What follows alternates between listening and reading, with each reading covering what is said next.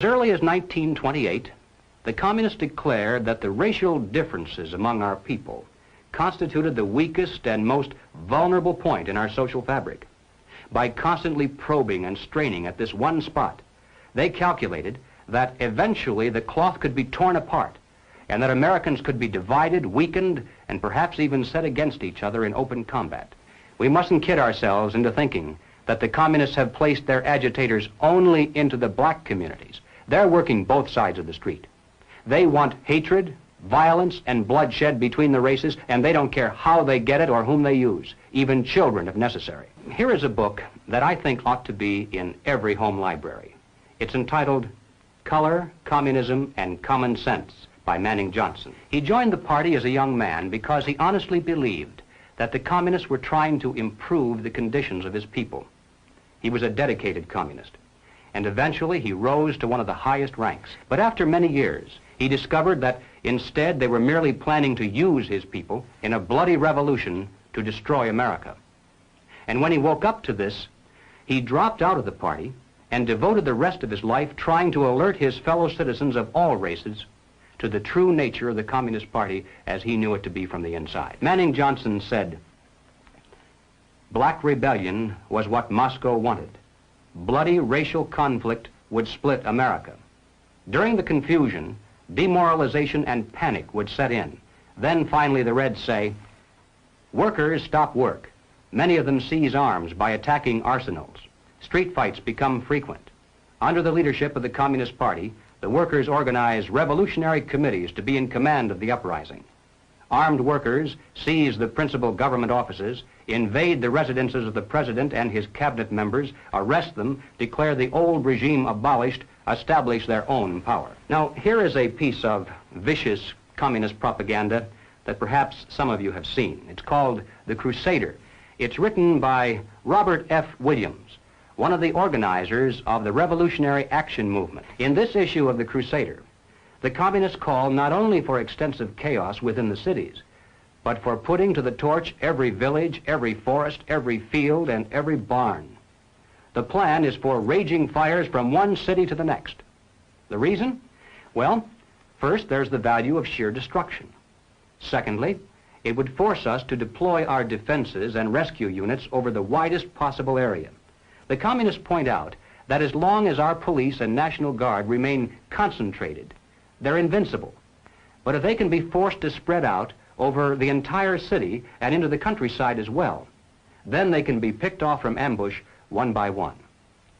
And the third value of massive fire to the communists is psychological.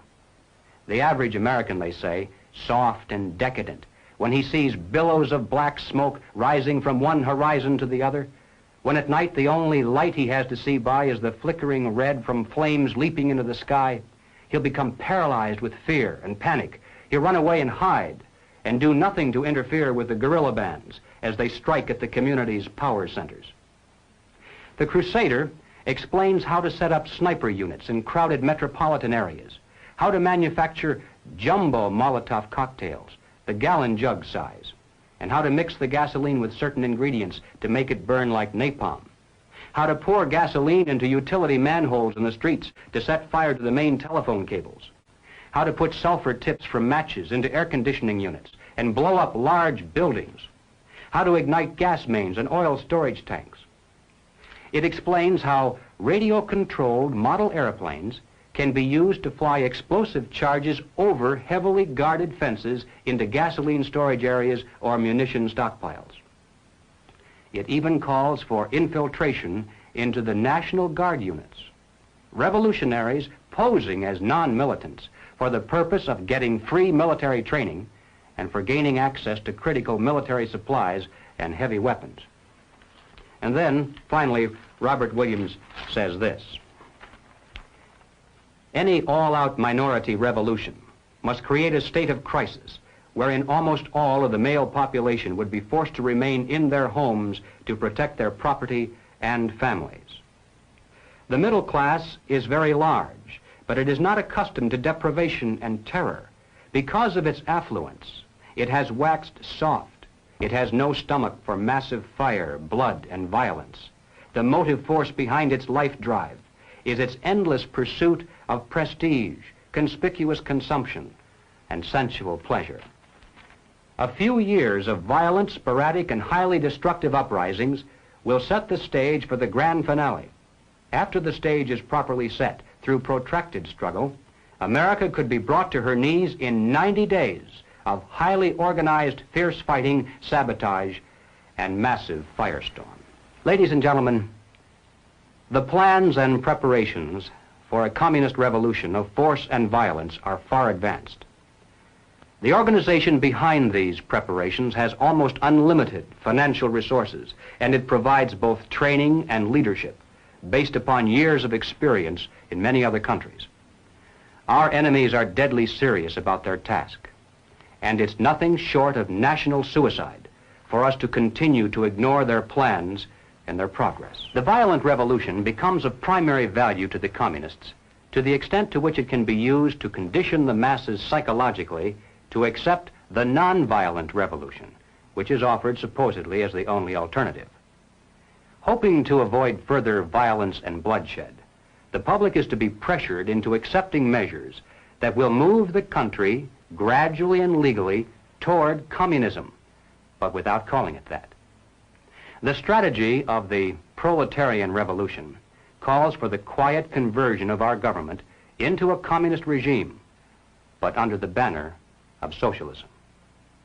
Well, what is socialism? All right, let's define it.